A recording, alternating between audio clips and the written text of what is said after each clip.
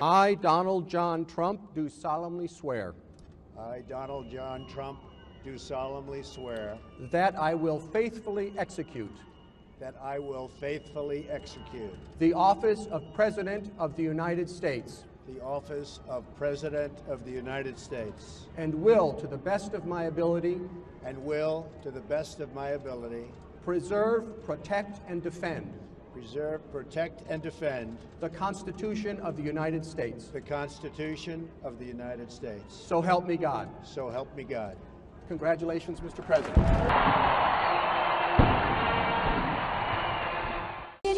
Our character, our rights have all been under attack. Stars all over the country took to the streets Saturday for the Women's March 2017, just one day after Donald Trump was sworn in as the 45th President of the United States. We are America. America Ferrera, Scarlett Johansson, Zendaya Coleman, and Chrissy Teigen were among the many celebs who marched on in Washington, D.C. These girls are on fire. And Alicia Keys belted out her fitting anthem, Girl on Fire. Love, not hate, makes America great. Chelsea Handler, Mary McCormick, and Charlize Theron marched in Park City, Utah, while Idina Menzel took to the streets of downtown LA with her close friends. And the legendary Yoko Ono held signs that read Women Power in New York City. Ariana Grande marched alongside her mother and grandmother, while Katy Perry declared she'd be marching with her sister Angela. Good afternoon to you, Pete. We're currently right near the intersection of Burke and King Street, and we've just been pushed back to this point by police. But just beyond me, up Burke Street here, you can see beyond that fire truck, that is where the suspect's car is. That's where this pursuit came to an end. Now, I think the reason we were pushed back was because a police officer told me the suspect is still up there beside the car with police. He is in custody, and that police officer also told me that he is still alive. That is despite the fact that witnesses have reported hearing shots fired where the pursuit came to an end just up Burke Street here. As you've just heard from that press conference, just awful news. 3 people have been confirmed dead.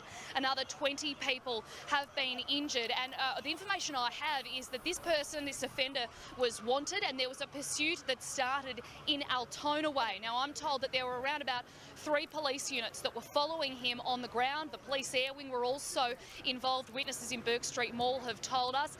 And they, as we also heard, that car got to just outside Flinders Street Station and was doing burnouts, and there were actually, witnesses told me, someone or two men got out of their own car when they saw the offender doing burnouts. I'm told they had baseball bats and they were trying to intervene with this offender, but he has gotten away from them, then gone down Swanston Street, turned left into Burke Street Mall, and that is when this has just gone disastrously wrong. He deliberately, as we've heard, ploughed down the footpath in Burke Street Mall, deliberately hitting pedestrians. It's just unimaginably awful. I've been told that an infant toddler is among the victims, and up the road at the next intersection where we were, we saw a pram on the... As helicopters shuttled rescuers to the scene, it was difficult to spot the 4-star hotel, let alone any signs of life. Emergency vehicles en route to the area were backed up for miles Thursday. Crews with plows struggled to carve a path through the deep snow that reached as high as 6 feet. The head of Italy's civil protection confirmed crews were having difficulty getting in and described it as an extremely critical situation. Alpine teams on skis were first to reach Hotel Rigopiano in the pre-dawn hours after 2 survivors managed to call for help. Inside the 3-story building, they found a scene of utter destruction, with huge piles of debris and snow covering the corridors. The roof collapsed to the ground floor from the weight of the snow.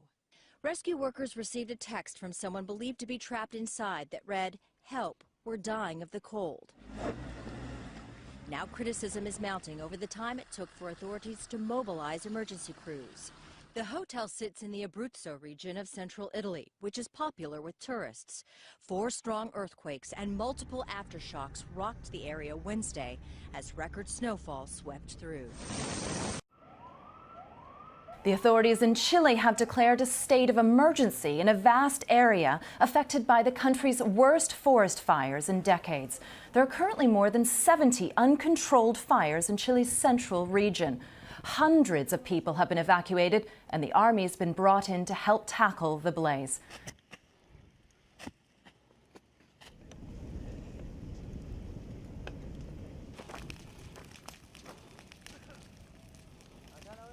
We begin with the rising death toll in the southeast as severe storms spawn several tornadoes. First, let's take a look at the radar right now. You can see the powerful storm system stretching from South Florida to North Carolina. Overnight tornado warnings posted for Miami-Dade County, as well as down to the Florida Keys. There have been 28 reported tornadoes since Saturday. 19 people are dead in Mississippi and in Georgia. Video of the damage here in Cook County, Georgia. And it's not just the southeast getting hit with severe weather. Concerns of flash flooding and mudslides in California. This video showing a car being swept away in Santa Clarita. Dramatic images this morning from both coasts.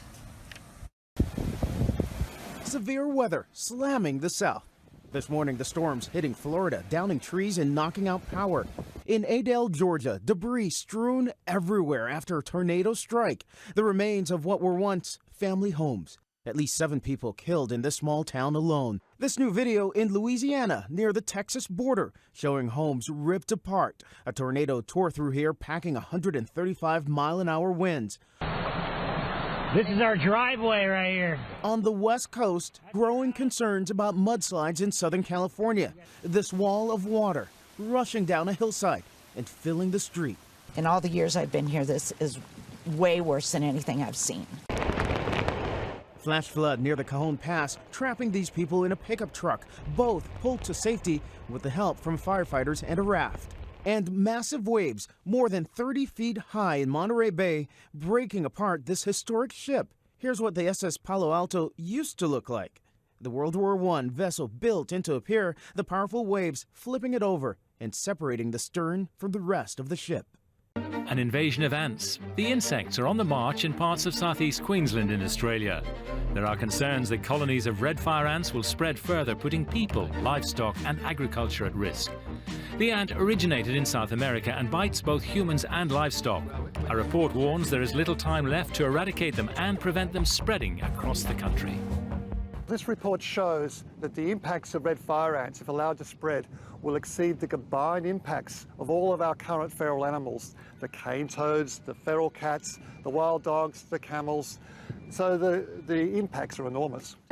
The ants got into Australia through the port of Brisbane in 2001. The mayor of the city of Ipswich spelled out the problems they are causing. We're doing everything right and it doesn't seem to having any effect. The other thing is that Leslie Park at Goodna, we had to close it because it became so bad and young kids were getting bitten by these aggressive little creatures. In the United States, 85 people died following anaphylactic shocks caused by multiple red fire ant bites. The report says that if ant colonies are allowed to spread around the country, an estimated 3,000 people could suffer from such shocks in Australia. There's no doubt that the ants will keep spreading slowly, even despite our battles.